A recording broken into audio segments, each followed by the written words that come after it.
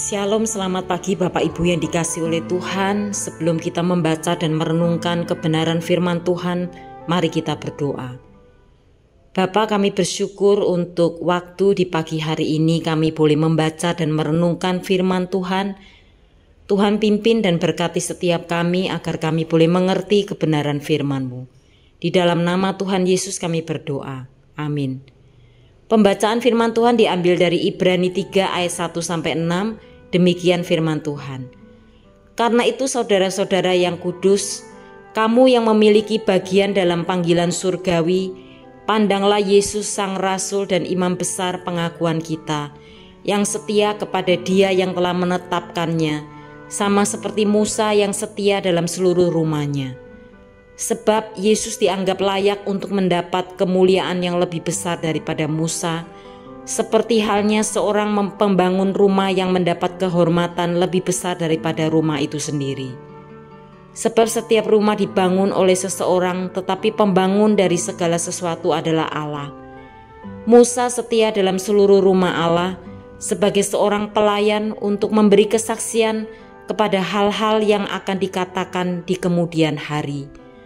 Namun Kristus setia sebagai anak dalam rumah Allah, yaitu kita, jika kita tetap berpegang teguh pada keyakinan dan pengharapan yang kita banggakan sampai akhir. Sampai di sana pembacaan firman Tuhan. Bapak, Ibu, dan saudara yang dikasihi oleh Tuhan, banyak hal besar yang dikejar oleh orang. Misalnya besar usahanya, karier politik, ekonomi, gelar, dan lain sebagainya. Hal ini dapat dimaklumi karena hal-hal besar seperti itu berkaitan dengan kekuasaan. Namun, tahukah kita bahwa dalam hidup ini ada hal yang terutama yang patut kita cari dan kita kejar? Dalam pemikiran surat Ibrani adalah wahyu Allah yang dinyatakan dalam Kristus, dan melalui anak tunggalnya saja manusia memperoleh pengampunan dan keselamatan dari Allah. Tetapi orang-orang Yahudi menolak konsep seperti itu. Bagi bangsa Yahudi, Musa menduduki tempat yang sangat tinggi. Musa adalah orang yang diajak bercakap-cakap dengan Allah berhadapan muka, sama seperti seorang yang bercakap-cakap dengan teman akrabnya. Musa adalah penerima langsung 10 perintah.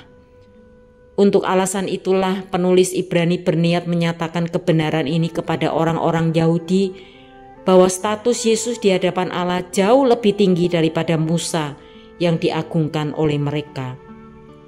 Bapak Ibu, penulis surat Ibrani mengajak para pembaca fokus pada pribadi Yesus. Setidaknya ada 2 hal tampak jelas dalam figur Yesus. Yang pertama adalah Yesus adalah duta besar tertinggi dari Allah. Yang kedua, Yesus adalah imam besar agung yang sempurna. Status imam merupakan perantara antara manusia dan Allah. Ia harus mengenal baik manusia maupun Allah. Ia harus dapat berbicara kepada manusia dan kepada Allah. Singkatnya, Musa hanyalah abdi Allah, sedangkan Yesus adalah Allah itu sendiri. Disinilah letak kerahasiaan dan keunggulan Yesus atas Musa yang tidak diketahui oleh bangsa Yahudi. Bapak, Ibu, dan saudara yang dikasihi oleh Tuhan, hal terbesar yang ada dalam dunia tidak terletak pada manusia dengan segala kekuasaan, harta benda, pangkat, jabatan, dan lain sebagainya. Kemegahan dan keagungan manusia terletak pada penundukan diri di hadapan Allah.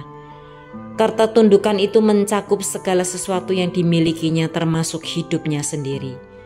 Diserahkan untuk pekerjaan yang membuat nama Allah dimuliakan di muka bumi ini.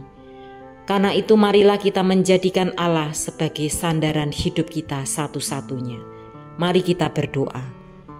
Tuhan, terima kasih bahwa Engkau mengingatkan kami, hanya Engkau satu-satunya sandaran hidup kami.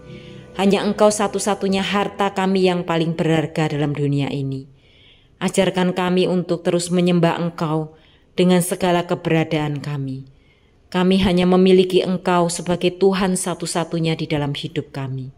Kami bersyukur untuk segala sesuatu yang Tuhan berikan di dalam hidup ini kepada kami. Terima kasih Bapa. Di dalam nama Tuhan Yesus kami berdoa dan mengucap syukur. Amin.